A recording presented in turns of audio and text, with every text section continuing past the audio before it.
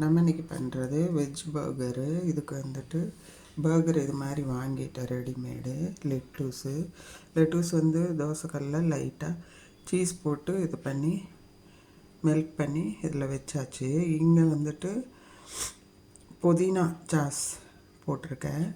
மேலே வந்துட்டு வெஜ் பாட்டி, அதாவது உருளைக்கிழங்கு கேரட்டு எல்லாத்தையும் வேக வச்சு துருவி போட்டு ஆனியன் போட்டு சால்டேட் பண்ணி எக்குலேயும் இது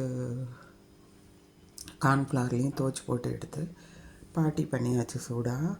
அது மேலே வந்துட்டு கொஞ்சமாக டொமேட்டோ சாஸ் வச்சுருக்கிறேன். இப்போ இது மேலே வந்துட்டு நம்ம வேணுன்னா ஆனியன்லாம் வைக்கலாம், அவருக்கு பிடிக்காது. அதனால் அப்படியே தான் நம்ம பண்ண போகிறோம். குக்கும்பர் இதெல்லாம் வச்சா முடியாது, அவங்களால பிடிக்காது, பச்சையாக சாப்பிட மாட்டாங்க. அதனால் இதை எடுத்து அப்படியே திருப்பி போட்டு மயோனீஸ் போடணும். மயோனீஸ் இப்போ ஃபில் பண்ணிவிட்டு எடுத்து இது போல் இது பண்ண வேண்டியதுதான். இருங்க ஒரு நிமிஷம்.